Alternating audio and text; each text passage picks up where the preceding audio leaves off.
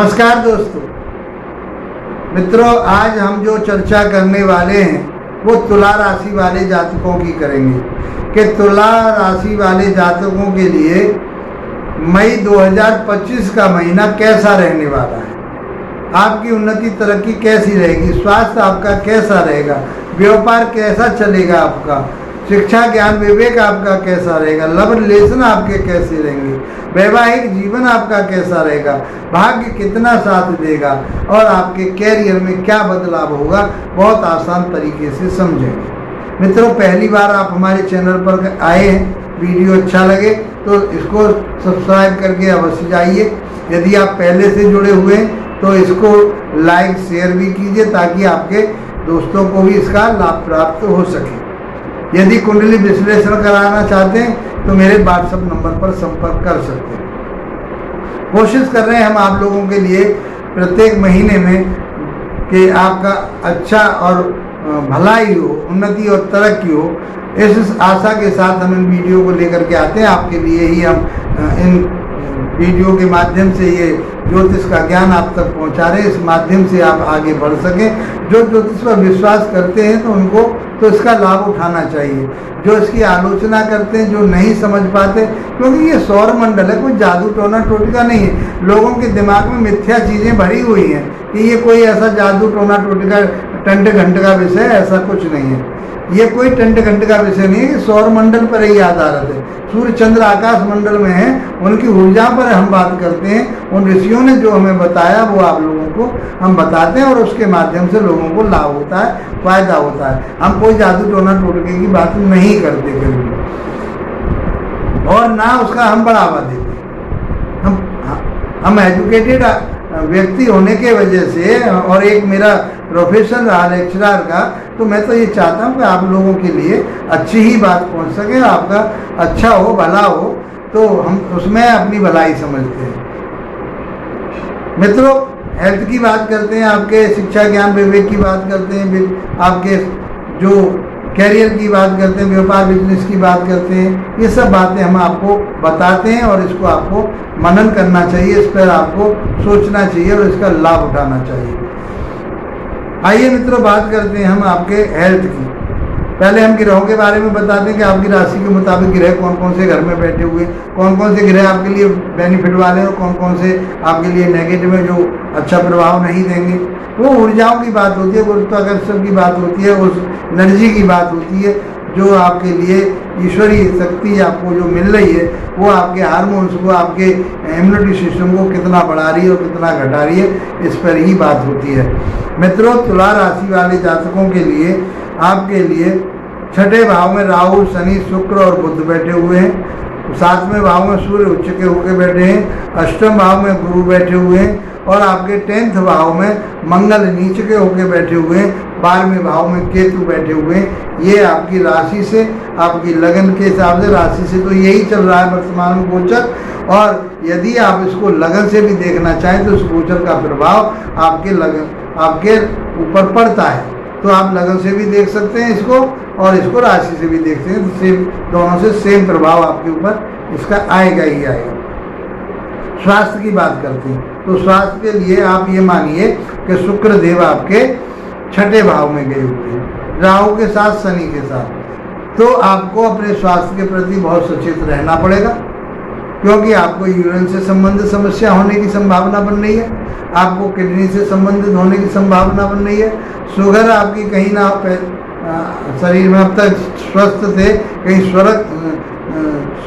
Sugar आपके शरीर में ना आ जाए, उस बात का आपको देखना है। आपको खान पान पे अपने पे ध्यान रखना है, अपनी दैनिकचर्या पे आपको ध्यान रखना है। आपको योग और उन साधनाओं से जुड़ना है। आपके लिए इम्यूनिटी सिस्टम आपको बढ़िया रखना है, क्योंकि इम्यूनिटी सिस्टम तो आपका छठे भाव में, वैसे भी छठे भाव में शुक्रदेव पहले तो राहु के साथ, तो शुक्र के उसके साथ बैठे हुए, शनि के साथ बैठे हुए।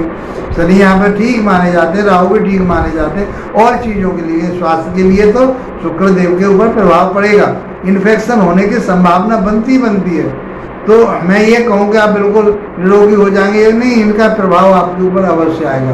कोई ना कोई इन्फेक्शन आपके लिए हो सकता है, चाहे यूरिन का हो सके, चाहे आपके किडनी में हो सके। तो इसलिए आपको बचना है उन सारी चीज़ों से। और वो बचा कैसे जाता है? अपने खान पान पर नियंत्रण रखिए, किसी चीज़ की भरमार नहीं करनी, फास्ट फूड वगैरह नहीं खाने हैं आपको, मीठे का भी ज़्यादा आपको नहीं खाना, मीठे को भी।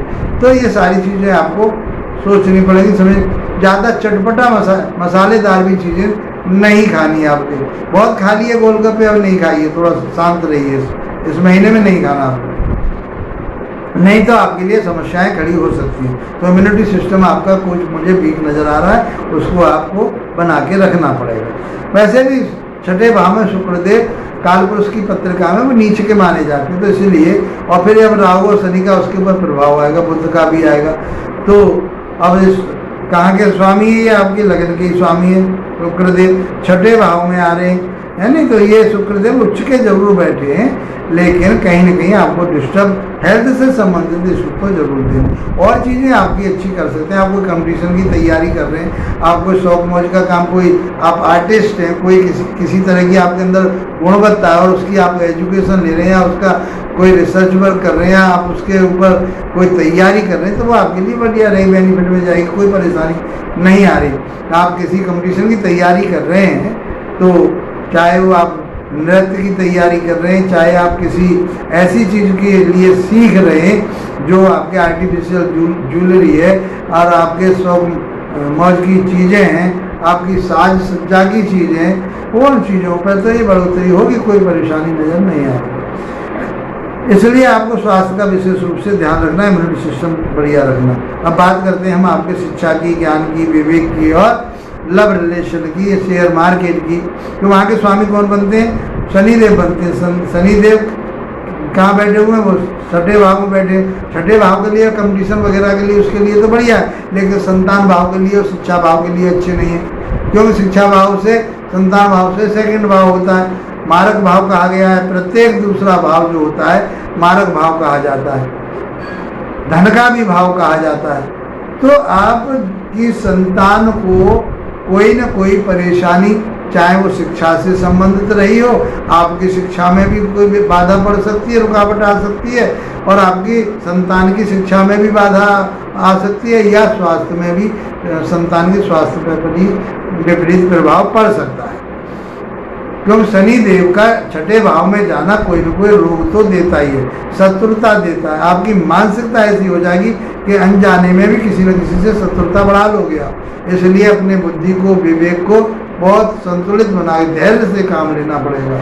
शनिदेव धैर्य के कारक कहे गए, शनिदेव न्याय के कारक कहे गए, शनिदेव परिश्रम के कारक कहे गए। तो मित्रों, ये काम तो आपको करने ही पड़ेंगे, परिश्रम भी करना पड़ेगा, न्याय के मार्ग पर चलना पड़ेगा। तपा देते हैं और आपको निखार करके सोना बनाते हैं। इसलिए चिंता का विषय नहीं है, उस पर चलने का विषय है कि जो आपको आज्ञा दे रहे हैं ग्रह, उस पर आप चलिए तो आपका रास्ता सुगम हो जाता है, उन्नतशील हो जाता है। और किसी पर आप व्यापार पे, बिजनेस पे या शेयर मार्केट में आप पैसा कहीं लगाना चाह रहे, तो अभी थोड़ा सा वेट कीजिए, इंतज़ार कीजिए, तब बाद में इसके मई के महीने के बाद में आप उसको लगा सकते हैं, क्योंकि अभी पोजीशन अच्छी नहीं है।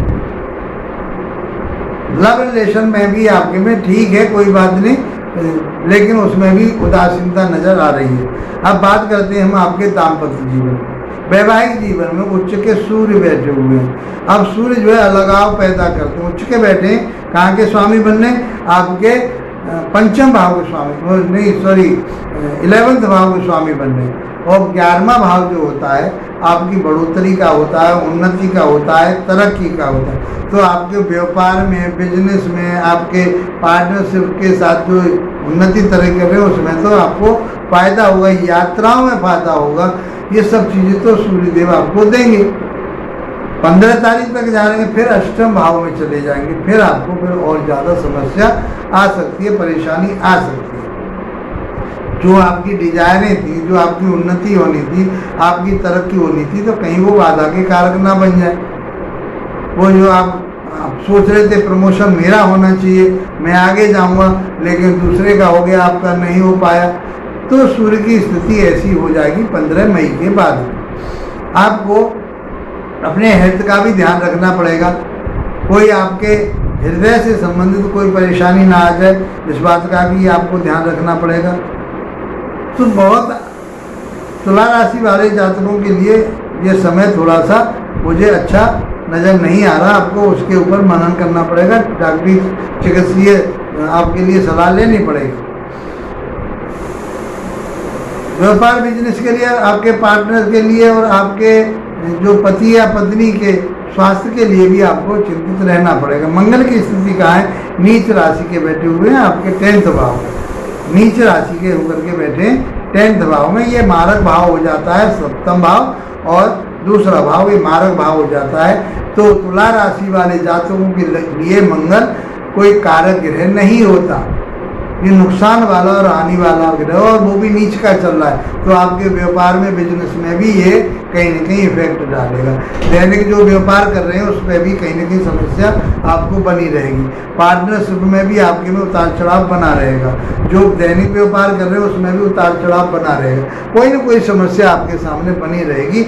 आपके क्रोध के कारण, आपके गुस्से के कारण, आपके उतावलेपन के कारण, आपके जो जल्दबाजी का जो सिस्टम रहेगा उसके कारण कहीं ना कहीं आपको उस चीज़ का नुकसान उठाना पड़ेगा। तो कोई भी काम करिए आप धैर्य से करिए, सोच समझ करके करिए, यही तो उपाय होते हैं और क्या करना है, ज्योतिष यही बताती है। अब बात करते हैं हम भाग्य की। भाग्य के स्वामी कौन बनते हैं? बुद्धदेव बनते हैं। बुद्धदेव की स्थिति कहाँ है? 6ठे भाव में। वैसे बुद्धदेव कालपुरुष की राशि में जहाँ उच्च के माने जाते हैं, वैसे यहाँ जो चल रहे हैं मीन राशि में चल रहे हैं राशि के मुताबिक, तो नीच भंग हो रहा है शुक्र से, कोई परेशानी नहीं। लेकिन भाग्य का 6ठे भाव में जाना, भाग्येश का 6ठे भाव में जाना, तो आपको शत्रुता से बचना होगा, आपको ऋण से बचना होगा। आप कर्जा ना लें, कर्जा लेंगे उतरेगा नहीं, भाग्य साथ नहीं देगा, आप फंस जाएंगे और किसी को दें ही नहीं, दे देंगे आपका पैसा वापस नहीं मिलेगा, क्योंकि राहु और शनि भी साथ बैठे हुए हैं, वो प्रपंच रचेंगे, आपको धोखा दिलवाएंगे, आप उस धोखे से आपको बचना पड़ेगा। तो आपको कितनी चतुराई से काम लेना है। अब ग्रह क्या कह रहे हैं? आपको सूझबूझ, चतुराई क्या, सूझबूझ से काम लेना पड़ेगा। तो बहुत सोच करके, फूंक करके पैर आपको रखने होंगे। तो भाग्य आपका कहीं मुझे कमजोर नजर आ रहा है, तो इसलिए आपको उपाय भी बताऊंगा बाद में।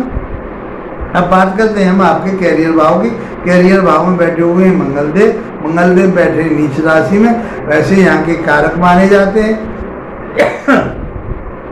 एक तो आप उतावलापन ना करें, दूसरा आप क्रोध ना करें, पिता के साथ तालमेल बना के चलें, पिता के स्वास्थ्य का ध्यान रखें, इस बात को आपको उनके बारे में सोचना पड़ेगा। ये समय आपके लिए पिता के स्वास्थ्य का ध्यान रखने का है। उनके साथ कोई तीखे आर्गुमेंट ना करें, ताकि आपस में कोई मनमुटाव हो। व्यापार बिजनेस जो भी आप कर रहे हैं, चाहे वह आपका व्यापार किससे संबंधित है, चंद्रमा से संबंधित है, तो उसमें भी डिस्टर्बेंस होने की संभावना है।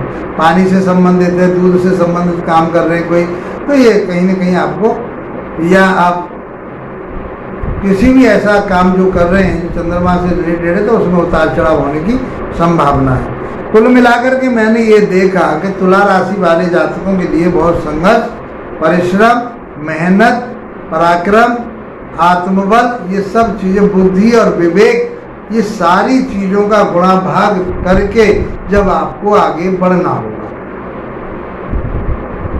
आप अपनी पत्रिका को दिखाइए, वहाँ इन ग्रहों की स्थिति अच्छी है तो इतना बुरा प्रभाव नहीं आएगा, घबराने की जरूरत नहीं है। लेकिन वहाँ पर भी इनकी स्थिति खराब है, तो आपके लिए फिर सोचने का विषय बन जाता है। क्या करें?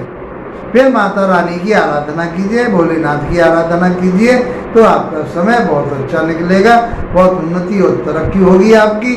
आप उस परिश्रम के, आप उस परेशानी के दौर से आप आसानी से निकल जाएंगे।